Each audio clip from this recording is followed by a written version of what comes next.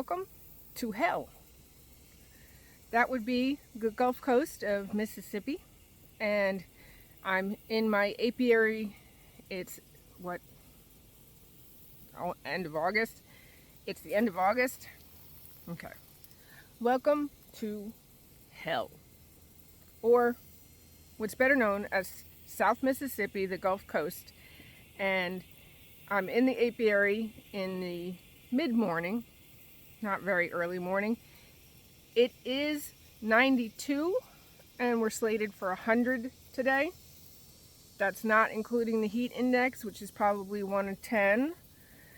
It's been like this for a month now, in the high 90s. Heat indexes between 102, 115, and this past week we had record heat. It's crazy. I have not been in the apiary. I don't see a point in being in the apiary. I have put out some dry pollen, and I was feeding some pollen patties to some of my nukes. And I'm going to do a few consolidations because it's now that time of year. Regardless of the weather, I have to consolidate and put nukes into 10 frames or whatever is going to happen. Working in this type of heat, the wax is just insanely loose, and again, I just don't think it's worth it. We didn't even get to this apiary to mow because some of the areas that we have mowed, we haven't had rain. We've had maybe 2 spits of rain. The areas that we did mow now look like burn patches, and so soil temperatures are cooler if it's left a little bit high, and at this point it's not bothering certain parts of the apiary. The apiary parts that are just too high, we've mowed a bit. Ticks are pretty freaking bad. I had 5 on me one day when we were mowing, which is insane. And so yeah, this yard, it's just, the rain has not come, and this coming week we're slated for some rain from an invest that's coming across from the Yucatan. It's just, I'm hoping that the bees have made it just fine. So far I've gone through and checked just entrances, and if they're flying at the entrances, on the bigger hives, they're pretty much okay. The smaller hives, I have been giving a little bit of pollen patty. Here's a nice one. She's doing just fine. So to open her up, I don't really have to. Another one. She's probably going to go into a 10 frame. Why, you say? Well, she's ready. She's got 4 over 4 over 4 over 4, so she's got 20 frames, 16, and I can give her a few extra, and that nuke can then come apart. She's an older queen. She doesn't need the nuke. Another couple of nukes. I did have, she's doing okay. They're even washboarding.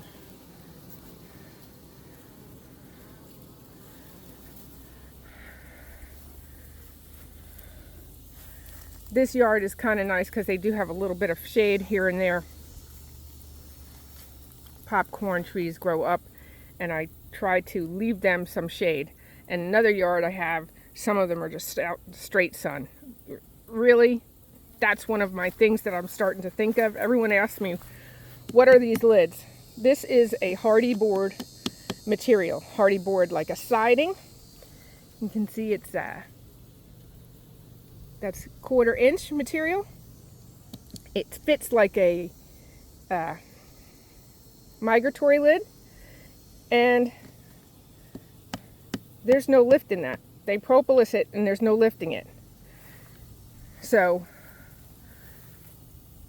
the problem I see now, especially with this excessive heat, that I had heat, but it was, come and go, is that this gets hot. And so this is a shim. It gives them some shade or some airway, but it still gets hot. And then I put bubble wrap underneath. So this is just, for me, I'm starting to rethink. I mean, the cost of material. The cost of material is always, you know, probably one of the bigger things, but then the heat factor. So the lid on average costs about $3 a lid, but then you add the bubble wrap, and then what is the cost of that heat? Well, geez, I don't know, because wood is so expensive, and even if I just cut a piece of wood, that'd have to be plywood. So to get it just, like I said, I rethink it, but really I'm going to go right back to it because that's what we have. Unless I spend, I think in the catalogs they're like $20 and $30 for a nice piece that's been glued together or whatever. Anyway, okay, so in this heat, even though, you know, it's really boiling hot, I'm wearing the long sleeves because of the sun. I have super protection sunscreen. Always have to wear a bandana for sweat because you just like rain sweat from every pore of your body. And again, because of ticks, I have long pants on. I did get a tick bite, and that sucks because now I'm worried. But it didn't do anything that the deer tick kind of things are supposed to do, so. And protection for your face. They've been very gentle bees lately, and yet nobody likes a sting in the face. So this is the nuke. I'm just gonna start. I'll find out where she is and transfer her into these two. And I did have a couple of dead outs. I don't know about dead outs, but they dwindled. They were old queens, and just didn't see it. They had some crappy frames in there, and that's too crappy to even worry about. That's just going to go in the wax melter. That's wax moth. It didn't get hive beetle. It's wax moth. So hive beetle is huge at this time, but this didn't get hive beetle. It got wax moth, which says to me she just dwindled. And even in this heat, you can still sometimes find live larvae in there. It's pretty disgusting. So that'll come home. And we'll try to give her some drawn out frames and see what we got in there. This is a 21 queen. I have markings all over my lids to say who she is, how old she is. Do I mess up sometimes? Hell yes.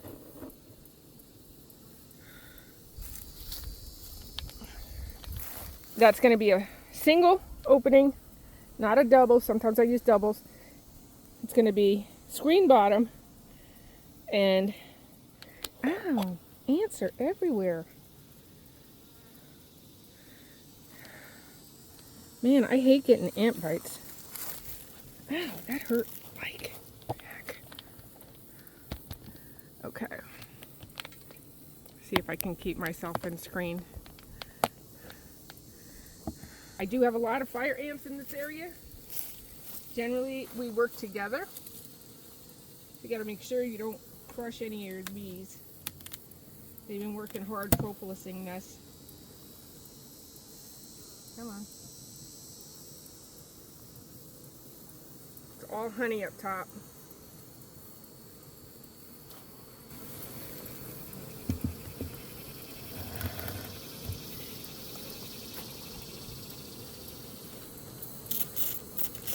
A little bit intertwined.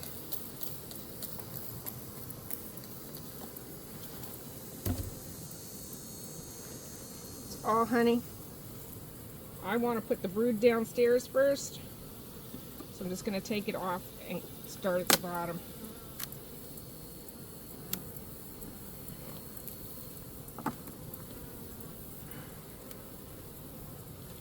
heavy. Ugh.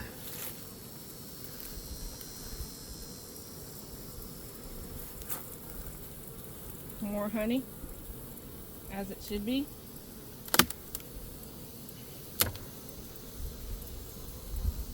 Nice propolis.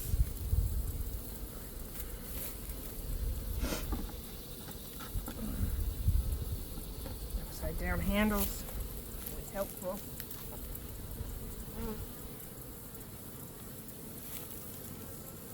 Finally down to where there's some brood in there. You can just about see it even here. There's definitely brood in this one. Probably here for sure. These two may be a, what do you call it? Honey, but let's take a look.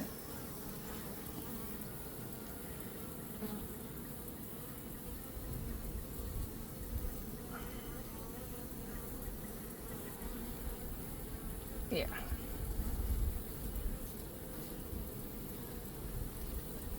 Not bad.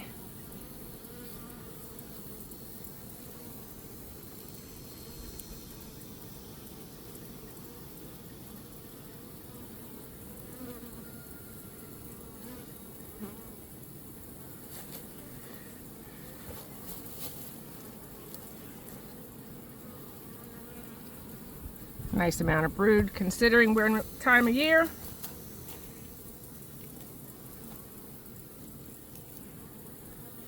And I can start moving her into her box. They really like these nukes. It tends to make, I think, like a tree. It's better for their ventilation, but I just don't have the equipment to keep everybody in nukes.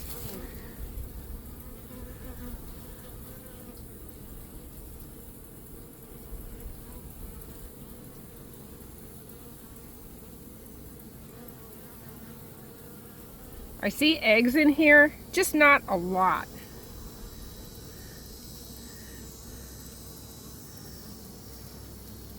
Which is fine because of this heat.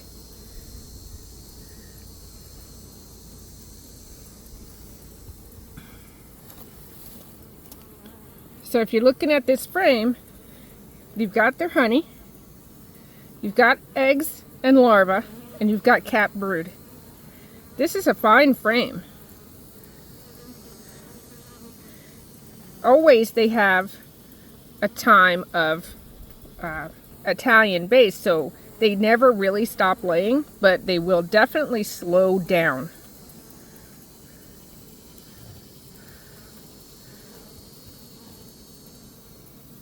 It's all worker sized comb. And these are old, but these are right here. That's an old queen cell. There's two of them on this frame.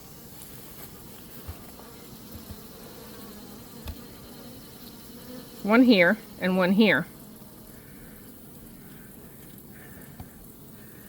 But they're definitely old. And there was never a drop in population, so it could be very, very old. I don't tear things down.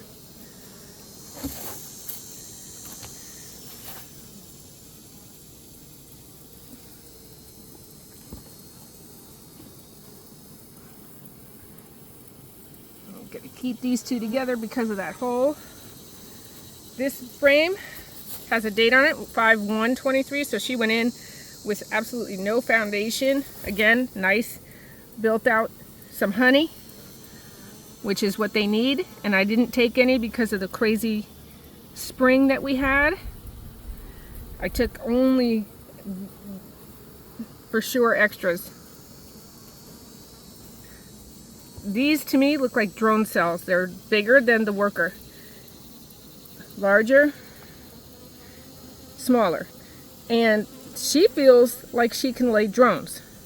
Generally, they don't lay drones unless something is coming in and they feel like they're okay. Generally.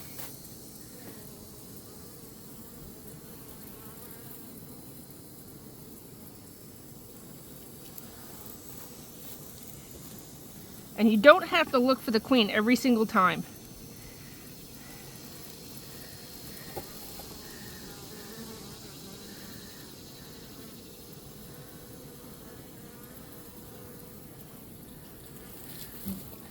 These are all single eggs in the cells.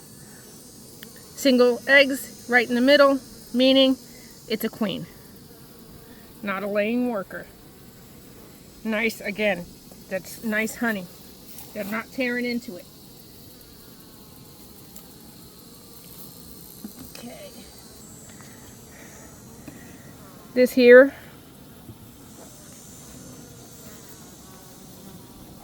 is propolis. See if we can get it to focus.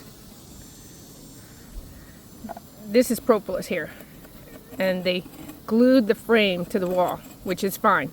They even put glue against the end bars here, and that's where you're going to find some hive beetle jails that they put up, and they don't kill them there, they just hide them there. But if your bees are building propolis, take that as a good sign, because building propolis means they're a very healthy hive.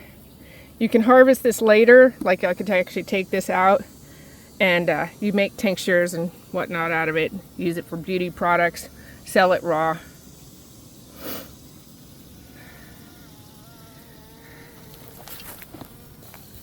Okay, we're down at the bottom, so I could actually move this and put the one in place, but let's go ahead and take a look.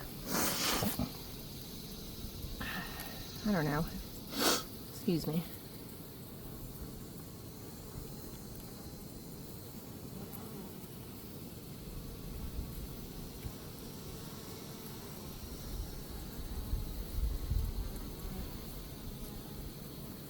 On this one you can actually see older larva, capped brood, still a little capped honey. That's nice.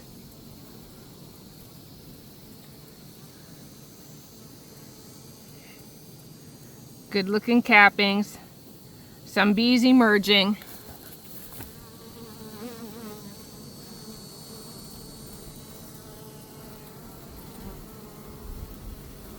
Nice frame. I still don't see the queen, but that's not a big deal because I see lots of eggs.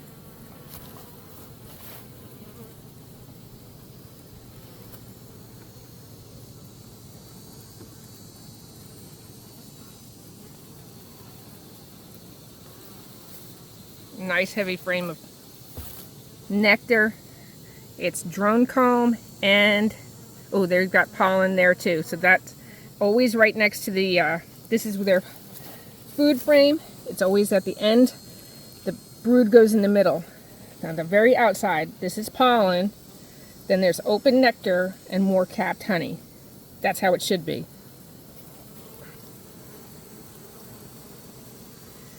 The only time you want to interrupt that is if you think you're coming into a flow, or you know you are. And you can move a frame in to the middle of it.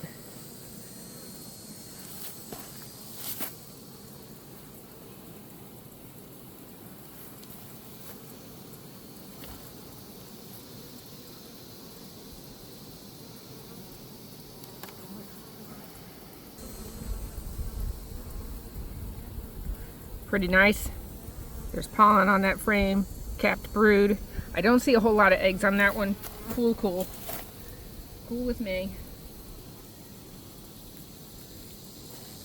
As long as you keep the brood together, and you sometimes want to keep the order. Like I said, the pollen has to go next to the brood at the end. And there's another end frame. I have yet to see the queen, but I really didn't stop. Still looks good to me though.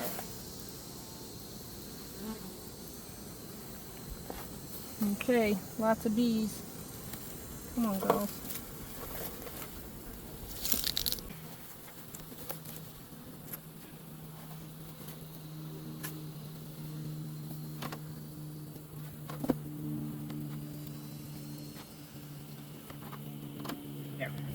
So you need 2 more frames. I could put the honey frames in there, but what I'm going to do is give them a little extra room with some of the empty frames that I got from the dead outs. If I give them drawn comb, they don't have to work so hard, And if I give them drawn comb that's worker, I'm almost guaranteed that they're gonna put some sort of brood in there.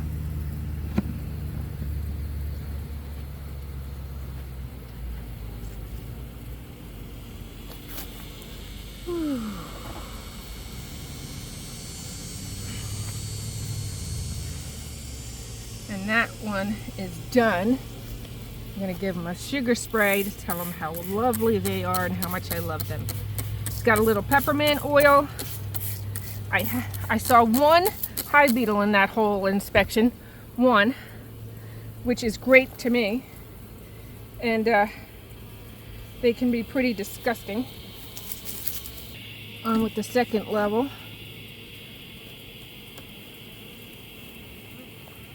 Now we're going to put these ones in, which are basically just the honey. And you can see that this box has started to separate, so it's a good time to take it away, fix it, try to. Give them their honey. There'll be another 8 frames in there and then 2 frames to grow on. Close her up and she should be good to go. And eventually get everybody all back into the same box. Okay. These built a little intertwined, but since I'm not taking honey, I really don't care. If I was taking honey, I'd be a little more frustrated, but I'm not. It's theirs.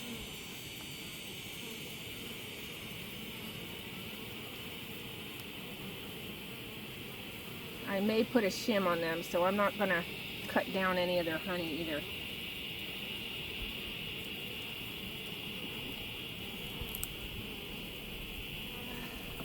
Oh, that's a nice honey frame, nice and fat. Probably 3 pounds or so. And I'm not taking my time here. You can see I'm not taking my time, and there's not robin. So one, to me, that says there's something blooming. I'm in a swamp, and there's some sort of yellow flower, which I hardly had ever seen the bees on. But there's asters in places that I can't get to. Asters like crazy. And there's turkey tangle, which is a low-growing ground cover. There's the diodia, which is the low-growing kind of a grass that I sometimes see. They definitely were on the turkey tangle. There's sweet autumn clematis is already blooming, which is like a huge vine. So whatever it is, it's enough that they didn't eat all their honey stores, because I have not fed them. I've only left them their stores. I was very worried after the dearth that we had and the crazy weather. And hopefully, well, I don't know what's going to happen, but we have a drought going on, and so all of Mississippi and I guess Louisiana, we are in burn bans. So if you shouldn't be using your smoker, for one, for sure. That's really heavy. 2, if you've seen some of my other videos with just dry weather, just plain dry without the burn bans, can run a fire. We had a wildfire a couple of years ago or a year ago and nearly burned everything up on me. Oh, that's a good one too. You can see because of the foundationless, they built this little thing. Instead of building a spot on the other frame, they built through. They will do that. And don't ever let anyone tell you won't find the queen on the honey, because, yeah, you do.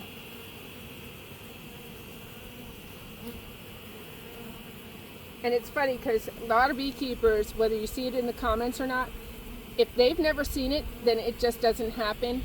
Or if they haven't read it from an accredited beekeeper, it doesn't happen. And that's not true either. One of the things I've seen written is that bees do not reharvest wax, and I definitely have seen that. I think I even have a reel on it. Reharvesting beeswax.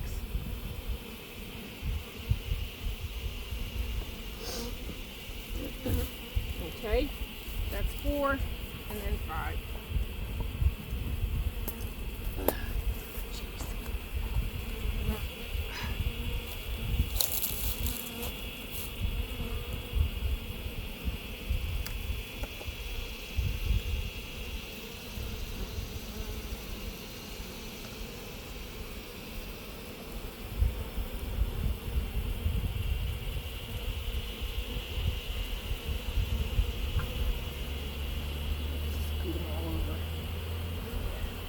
These girls are intertwining, but like again, I don't care.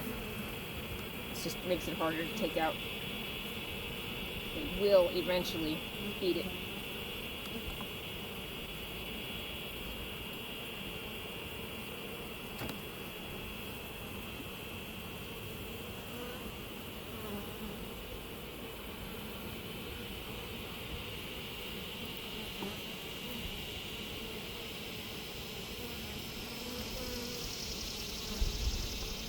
The best way to take out intertwined is go ahead and take 2 out at a time.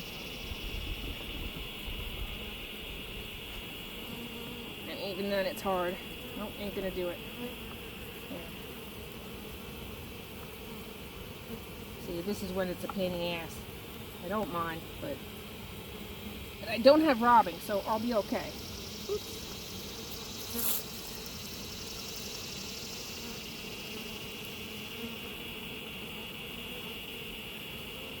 Put it to the side. Then we got the second one.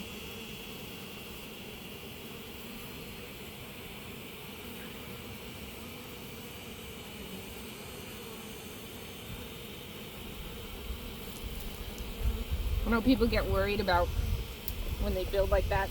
They still make honey, and they still kind of like put it all, you know, they end up making the equivalent of honey. It just doesn't fit in the extractor nicely. You have to actually cut it. So yeah, it's a pain in the ass, but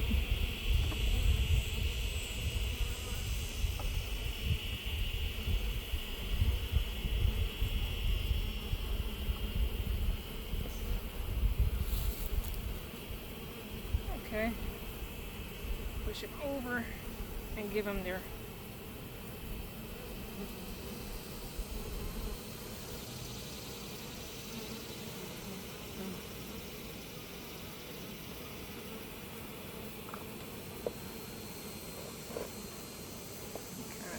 that a little bit.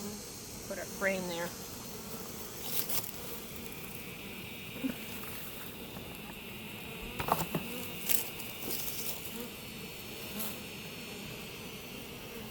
Empty frame there.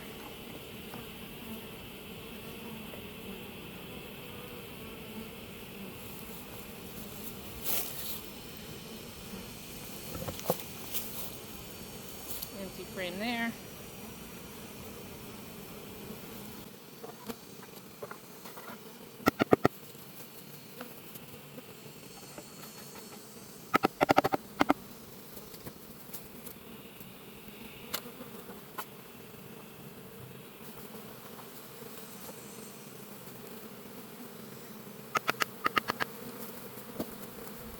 For now, I'm putting on a shim. Keep the heat off of them, even though they're under a tree. And give her lid back.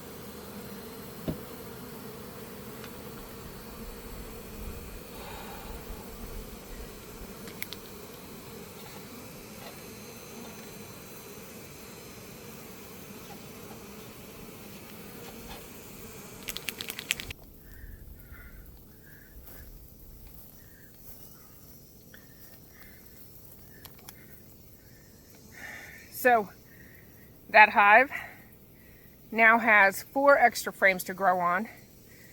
I learned, what did I learn? I learned there's no robbing. I learned she's got plenty of stores. So I know she has, with the exception of the lightly drawn one, she has a good 7 frames of drawn comb and capped honey. So I don't have to feed her. And she has pollen, she has eggs. Did I see the queen? No, but I don't have to. That is a I guess that's something that you want to do each time as a beginner, but really it's unnecessary, and I think you're stressing your bees and you too much when you try to find the queen all the time. Learn that the egg is enough. If you see that there's multiple eggs, or it's messy, or that there's no other larva, then yeah, you have a problem. You want to see your queen. But this hive, she did really well. She's a 21 queen, so she's a 2-year-old queen, well, 2.5, and she should be fine. I will double check her again in a couple of weeks' time.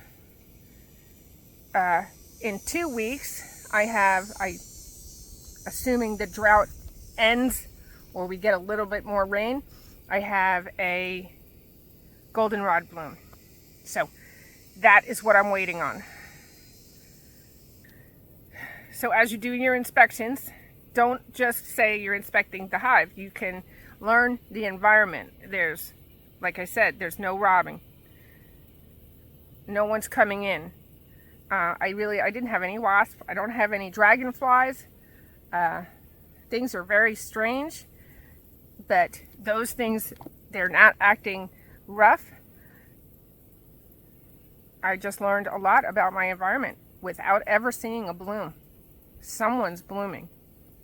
So I hope you have things blooming, and I hope that you are having a great year. So whether you're in the South with me in the 100-degree weather, or you're in Michigan in 100-degree weather, it doesn't really matter. Make sure you stay hydrated. Wear your sunscreen. Don't forget your hands if you're not wearing gloves. You don't want to have old-looking hands when you're like 30, but I know that my analytics say you're all over 50. So take care of your skin so your kids don't have to take care of you. Stay hydrated. Make sure your bees have water. I'm on water, so my bees have water. I don't have to provide water. You should provide water for your bees if you're not near water. And whether that's a barrel with floaties, maybe a tiny sprinkler that goes off every so often, whatever, provide water. And so until next time, peace out, bruh.